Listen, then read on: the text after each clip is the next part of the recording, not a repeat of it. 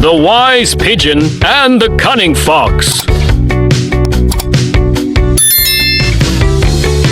एक खामोश जंगल में जहां हरे भरे दरख्तों की छांव और पत्ते सरसराहट करते थे, एक अक्लमंद कबूतर ने एक बुलंद दरख्त की मजबूत शाख पर अपना घोंसला बनाया था। उसने ये जगह एहतियात से मुंतखब की थी क्योंकि उसे मालूम था कि यहाँ वो नीचे के शिकारियों से महफूज रहेगी।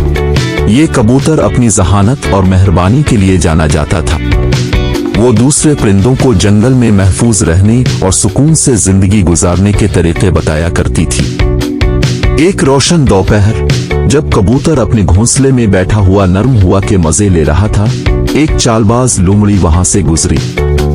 लोमड़ी, जो भूखी थी और हमेशा आसान शिकार की तलाश में रहती थी, ने कबूतर को बुलंद दरख्त की शाख पर बैठे हुए देखा।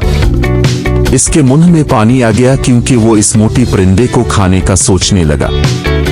लेकिन लोमड़ी जानती थी कि वो दरख्त पर नहीं चढ़ सकती, तो उसने कबूतर को नीचे लाने के लिए अपनी चालाकी इस्तेमाल करने का फैसला किया।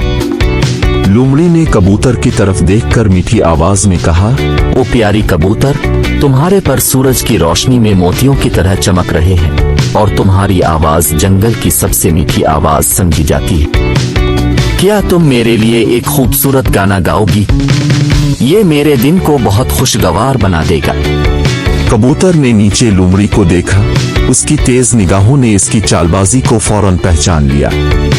वो उसकी झूठी तारीफों को समझ गई। मुस्कुराते हुए उसने जवाब दिया, तुम्हारे अच्छे अल्फाज का शुक्रिया लोमड़ी, लेकिन मैं तुम्हारी चालाकियों को बखूबी जानती हूँ। तुम सिर्फ मुझे अपने घोंसले से बाहर निकालना चाहते हो ताकि मुझे पकड़ सको। तुम्हारी तारीफें मुझ पर असर नहीं कर सकती। लोमड़ी ने जब ये देखा कि इसकी पहली कोशिश नाकाम हो गई है, तो उसको शर्मिंदगी का एहसास हुआ, लेकिन वो जल्द ही अपने आप को संभाल कर एक और चाल चलने का सोचा। आह अक्लमंद कबूतर, उसने मजाक करते हुए कहा, तुमने मुझे गलत समझा है। मैं तुम्हें नुकसान पहुंचाने के लिए नहीं आया। दरअसल मैं तुम्हें एक खतरे से आगाह करने आया हूँ। शिकारी यहाँ करीब ही हैं और इस जंगल के इलाके में जाल लगा रहे हैं। अगर तुम यहाँ ऊपर रहोगी तो वो तुम्हें देखकर शिकार कर लेंगे।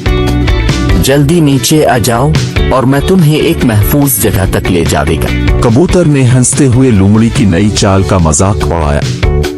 उसने कहा, अगर वाकई यहाँ शिकारी हैं, तो ये घोंसला जो जमीन से बहुत बुलंद है, मेरे लिए सबसे महफूज जगह है। मैं यहाँ से सब कुछ देख सकती हूँ और किसी भी खतरे से बच सकती हूँ। तुम्हारी फिक्र का शुक्रिया, लेकिन मुझे लगता है कि मैं यहाँ ही ठीक हूँ। लोमड़ी का मुंह लटक गया जब उसने ये देखा कि कबूतर इतनी आसानी से नहीं बहक सकती।